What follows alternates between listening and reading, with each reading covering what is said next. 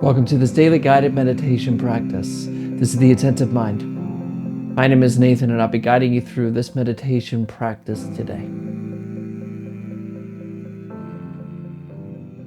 Find yourself a seated position. Any position works, as long as it is both comfortable and sturdy. You don't want to feel like you're about to fall over, or like you can just get up and go because you're just on the move. You want to feel sturdy and here and now. So something sturdy really helps. You also don't want to be worrying about how your body feels during the practice. Sometimes we sit on our foot or our back is weird, whatever it is, that can be a distraction. So you just want to find something comfortable. Sitting in a chair works really well. And of course, sitting in a formal meditation posture on the floor works, but just find what works for you. We also keep our eyes open during this practice. But as always, if you feel more comfortable practicing with your eyes closed, go ahead and do so. There are no hindrances here. But if your eyes are open, leave the screen alone and drop your gaze down below you, kind of looking at the floor or the desk or whatever is just below you. We're not staring or analyzing anything, but we're also not zoned out and blurry. We just have a gentle, clear gaze directed softly and clearly downwards.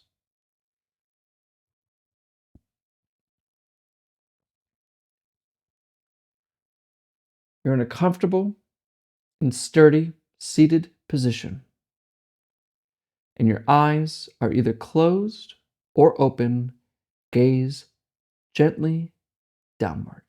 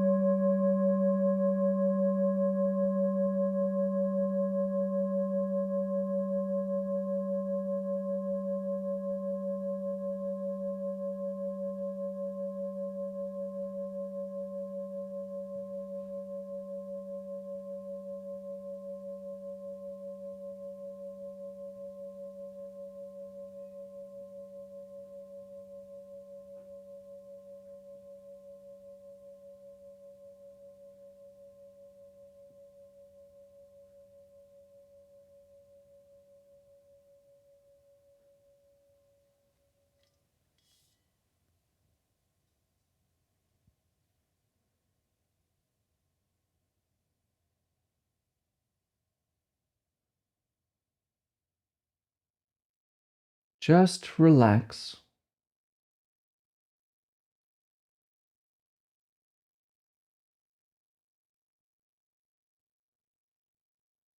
Nothing special.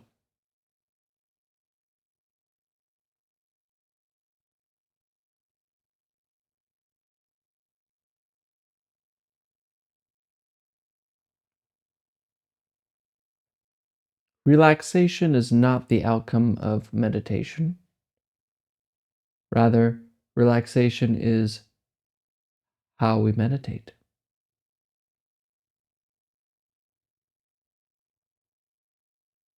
But if you're, of course, from the West, or if you're a busy minded human being, you'll notice that there's a little confusion with relaxing. How do we do it?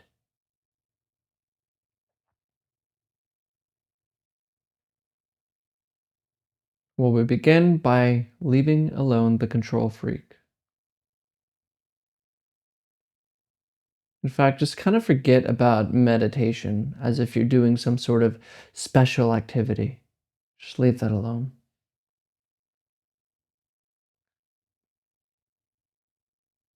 And just notice any sense of trying to control the situation right now.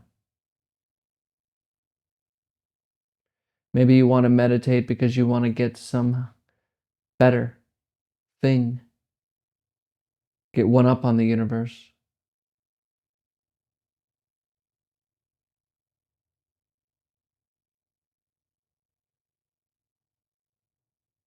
And when we want something, we're essentially saying no to this moment. So we stop wanting, we stop trying to control this moment.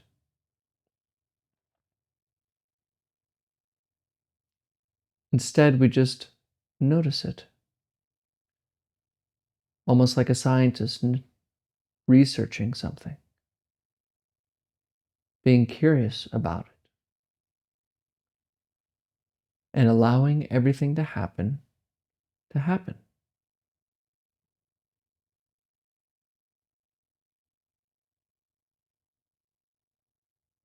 As Sri Punjaji says, whatever arises, let arise. Whatever wants to stay, let stay. And that which wants to go, let it go. Simply relax and allow.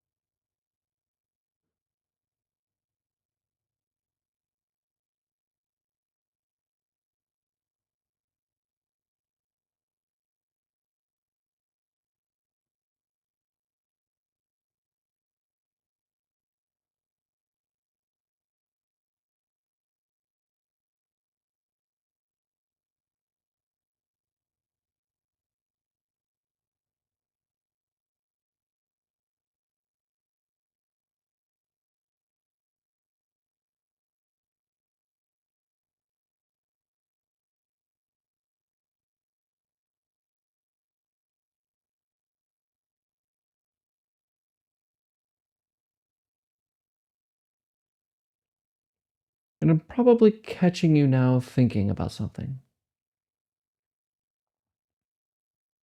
contemplating this, worried about that, whatever. And notice how, when you were thinking, as we call it, the present moment no longer is noticed. Instead of noticing what we feel, taste, see, and hear, we're thinking about work, or that conversation, or even meditation. But thinking itself are only words. They are attempts to describe what is.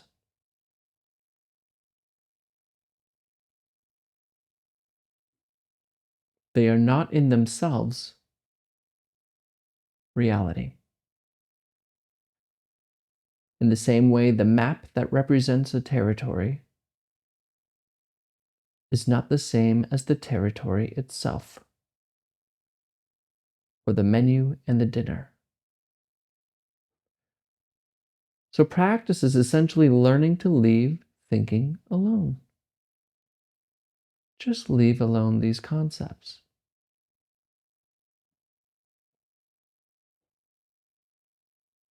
Leave alone this control freak that needs this and needs that.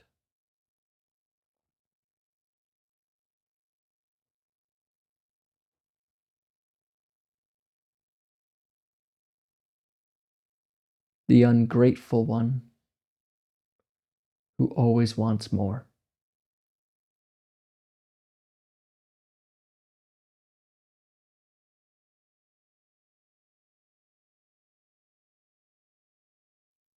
So instead of following thoughts, we let them go.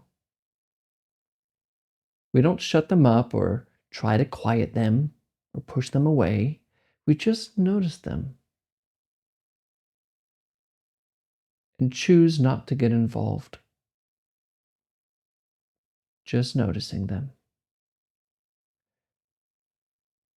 And a great way to assist with this effort of noticing thoughts is to bring our attention away from thinking and bring it to something utterly present. And the breath is, of course, a very useful tool to pay attention to. So find the breath wherever you feel it the most. You can feel it in the tip of your nose, all the way to the lower belly, or anywhere in between. Just find where you notice breathing. No special breathing technique is needed. Just notice the gentle rhythm of the rising and falling of breathing.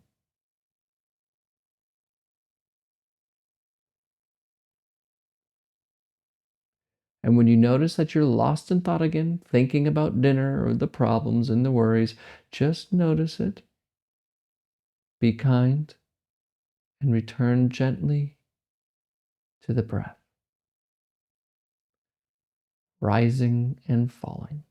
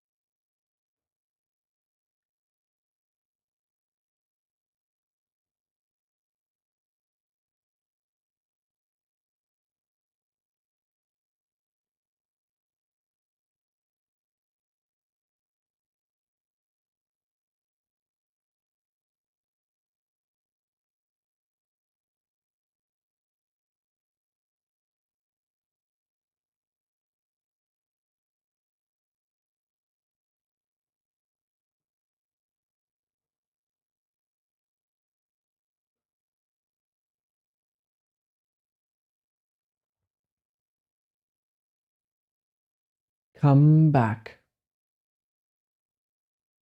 Come back to breathing.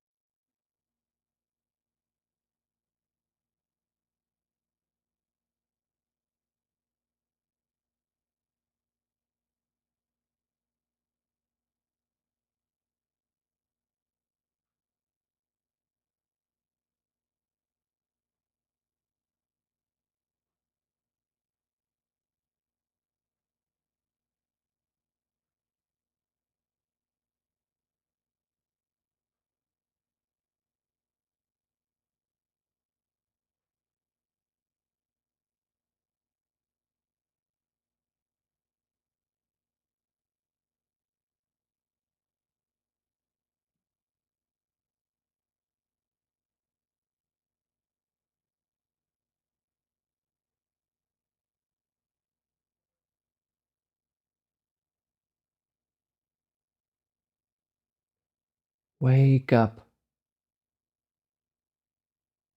Wake up from thoughts. Let them keep chattering. Let them think themselves to death. Return to the breath, the anchor to this moment, where our lives truly exist.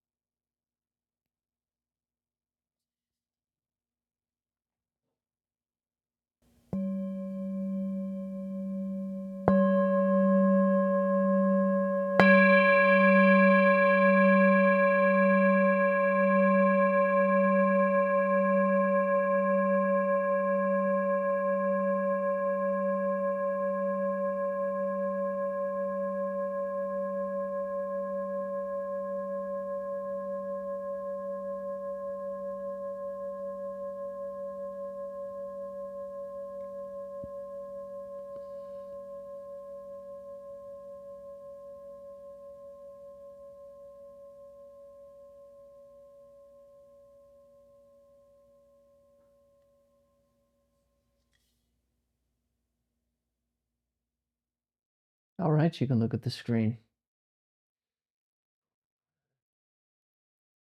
You know, the easiest thing in the world to do, really, is to complain.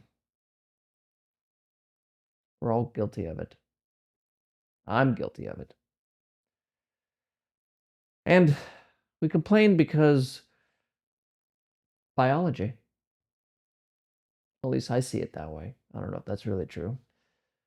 But thoughts are this biological mechanism evolved to help us survive. And what good would a really happy thought process do for our survival in the wild? If everything was cool and we were content, we were enjoying life, why go hunt for food? Why go seek things? Why to try to make your surroundings better if you're already enjoying it? So this thought process is like no to the present moment. No. This not good. We need to do something else. We need to make this better. But it's funny because when we get to that thing, say we make something better, we have a bigger house, more security, then what? We're not even enjoying it because we're already looking for something else to make that even better. Never actually here.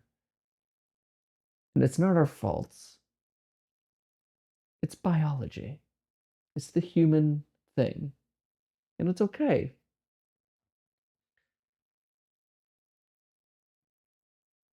But it's why we're ungrateful. It's why we can't see what we actually have, especially in 2024. And especially if you're watching this video, I'm assuming you have a lot going for you. Probably not looking for food. You probably have a roof over your head.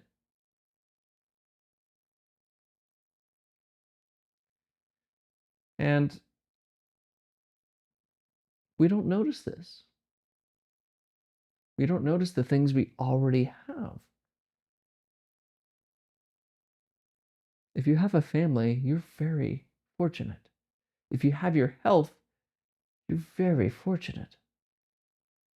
If you have a home, if you can read any kind of language, but especially English or Spanish, if you can drink clean water from a faucet, you're very fortunate. Yet most of us don't even notice this. We don't notice this great abundance that's before us because we're constantly ruminating about how bad things are, how things could be better, about politics and, you know, distracting us from this moment as it is. And that's why this practice matters, because this practice allows us to see that thought process as a thought process, as just thoughts. But for most of us, thinking is us. We feel to be identified with thoughts. When a word goes, I'm having a crappy day, we're like, oh, okay, yeah, that's me. I'm having a crappy day. We don't see that as a thought occurring in our experience. Just like sounds occurring in the experience, images are occurring in the experience, in your experience, so are thoughts. But we attach to them and we identify with them and we call it I. So if you really want to be grateful for this Thanksgiving, practice. You must learn to leave thinking alone. You can see it for what it is, then recognize what you already have, this gift of life, here and now. What else should you be grateful for? What really is there to complain about? You're alive. Your heart is beating. You're breathing. Isn't that enough?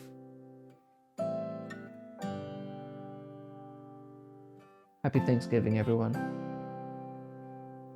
And as always and without exception, I'll see you tomorrow.